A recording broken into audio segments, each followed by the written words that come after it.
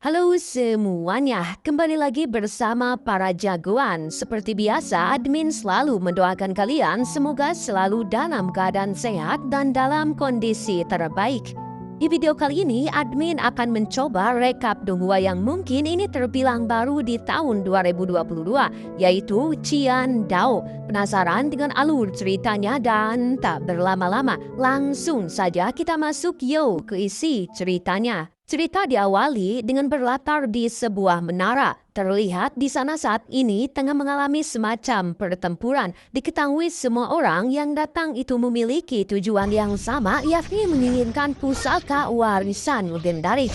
Semua orang mulai berebut untuk mengambil pusaka tersebut. Pertarungan demi pertarungan terus terjadi. Diketahui sosok kuat yang telah tewas yakni merupakan seorang master pedang Suwanjun. Sebelum kematiannya, sosok master tersebut itu bahkan ditakuti oleh semua praktisi dan kini kematian dari dirinya memicu kekacauan yang luar biasa. Bahkan para praktisi dari luar benua juga turut menghadirinya dan kini tersisa tinggallah seorang murid yang terlihat terus menjaga jasad gurunya. Dan tak lama kemudian datanglah sosok murid lain yakni adalah Pimo. Dia merupakan murid kedua dari sosok master pedang legendaris dan kini kedatangan dari Pimo tiada lain hanyalah untuk mengambil pedang legendarisnya.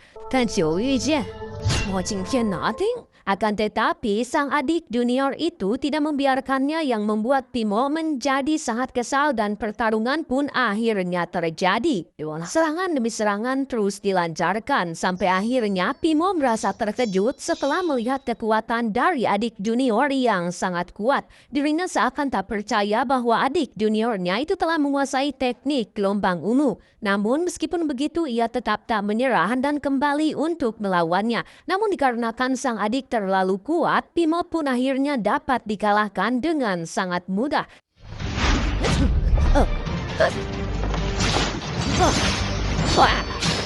Tanya itu, sang adik di sana juga membantai semua anak buah dari si Pimo. Semua orang yang melihatnya juga sangat ketakutan dengan sosok di hadapan mereka yang seperti monster. Di sana kita juga diperlihatkan aura dari sang guru yang terus melihat pertarungan di antara para muridnya. Situasi yang semakin memburuk membuat semua orang kini menjadi tunduk pada adik junior yakni adalah Ratu Qingyang. Dan sosok penguasa Dahuang itu dipimpin oleh dirinya. Setelah itu ia pun kembali ke makam gurunya. Awalnya sang ratu terlihat sangatlah baik, namun ternyata ia memang telah memiliki rencana lain yakni mengambil pedang legendaris tersebut. Dan di saat ia membukanya, jelas sang ratu menjadi sangat terkejut dikarenakan jasad dari sang guru serta pedang legendarisnya itu sudah menghilang. Sang guru yang melihatnya menjadi sangat tertawa bahkan tidak menyangka sang murid yang terlihat sangatlah baik, nyatanya memiliki rencana yang sangat kotor. Jelas dengan itu ia pun di masa depan akan kembali menemui muridnya itu. Singkat cerita 500 tahun telah berlalu dan kini Xin kemudian berpindah di sebuah kota. Terlihat di sana kita diperkenalkan dengan sosok Suyi yang merupakan karakter utama di Donghua ini.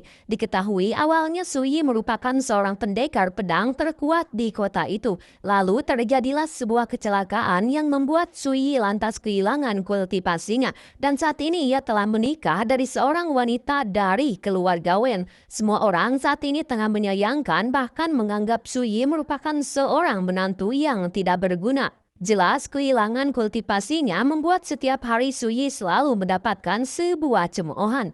Hari-harinya saat ini selalu diisi dengan sebuah penyesalan. Bersamaan dengan itu, ia pun lantas mengingat mengenai momen hilangnya kultivasi di tubuhnya. Hal itu dimulai ketika ia bersikeras untuk meningkatkan kekuatannya menuju ranah pengumpulan Qi. Hal itu ia lakukan hanyalah untuk menjadi murid gerbang dalam, karena ia sebelumnya telah bertekad untuk menjadi lebih kuat dalam pembalasan kematian dari sang ibu. Waktu demi waktu terus berlalu, kultivasi juga terus dilakukan. Akan tetapi sesuatu yang tak diduga akhirnya terjadi, di mana secara mengejutkan di sana muncul sebuah pedang legendaris disertai hilangnya kultivasinya, membuat si jaksat itu dirinya menjadi tak berguna dan diusir dari keluarga Su. Dan setelah itu ia pun kemudian mencoba berlatih hingga 1 tahun lamanya. Akan tetapi semua energi yang ada di tubuhnya itu seketika kembali diserap oleh pedang legendaris itu.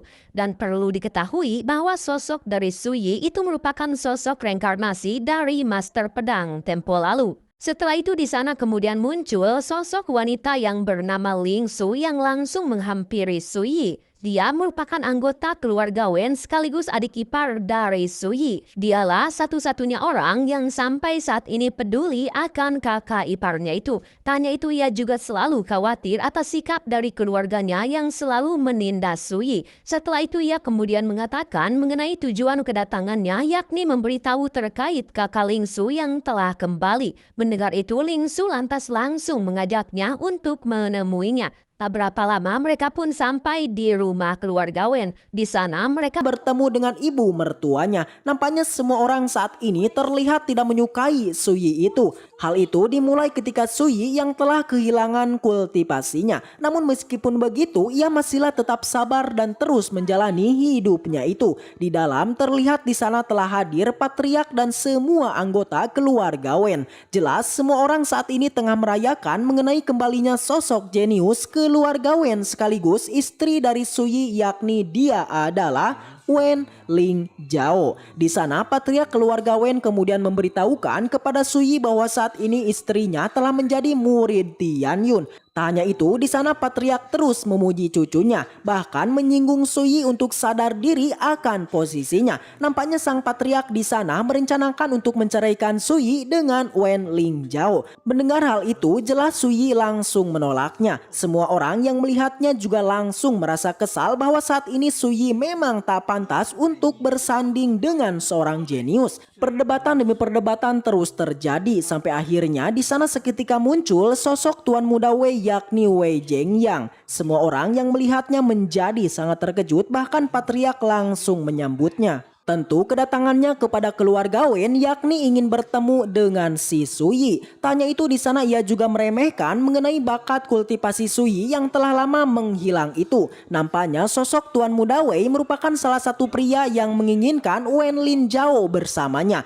Bahkan di sana ia menyuruh kepada patriark untuk membubarkan pernikahan mereka. Namun tak diduga perdebatan yang terus terjadi tiba-tiba dihentikan oleh Wen Lin Zhao. Dirinya mengatakan bahwa saat ini semua orang tak boleh meremehkan bahkan mencelakai dari suaminya itu. Dikarenakan saat ini Su Yi masihlah menjadi sosok suaminya. Mendengar itu jelas Su Yi menjadi sangat terkejut, bahkan di sana ia langsung kembali meremehkan dari sosok tuan muda Wei. Sampai akhirnya semua orang terkejut, bahkan membuat tuan muda menjadi sangatlah marah. Tapi di sana sang istri masihlah melindunginya dikarenakan ia masihlah sosok suaminya. Namun di masa depan ia tak lagi membantu Su Yi karena dalam waktu dekat sang istri akan menceraikannya. Setelah itu semua orang pun pergi dari tempat tersebut. Malam harinya Su Yi kemudian melakukan sebuah kultivasi di mana ia kembali mengingat mengenai pelajaran praktisi bela diri. Diketahui metode kultivasi itu dibagi 4 bagian: aliran bela diri, aliran Yuan, aliran spiritual, dan terakhir aliran mistik. Yang dimana di kehidupan sebelumnya Su Yi telah mencapai metode kultivasi di ranah aliran mistik. Namun dari kekuatan kultivasinya yang sekarang itu masihlah sangat jauh untuk menyentuh metode mistik.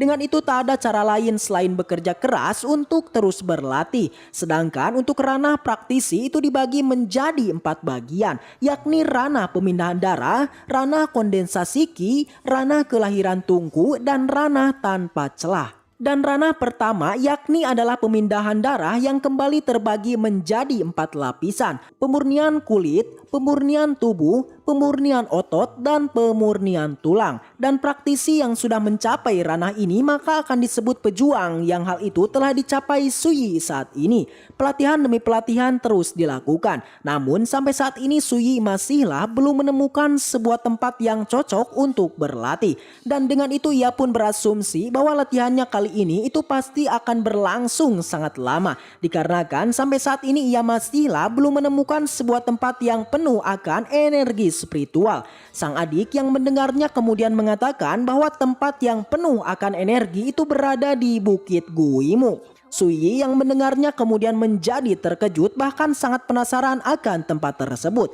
Keesokan harinya ia pun kemudian bergerak untuk menuju ke Bukit Guimu. Di sana ia juga merasakan energi spiritual yang sangat tipis. Namun meskipun begitu ia pun tidak membuang waktu dan langsung melakukan sebuah pelatihan. Hari demi hari terus dilalui. Nampaknya ia sangat gembira dikarenakan pelatihan di tempat ini itu jauh berbeda dibandingkan di tempat keluarga Wen. Di sana ia juga mengingat mengenai metode yang digunakan, yakni metode pembangunan pondasi, yang dimana sebuah metode yang diciptakan oleh seorang teman yang bernama Gong Yuechi, yang merupakan sosok di masa lalu yang sangat kuat dan sangat mendominasi.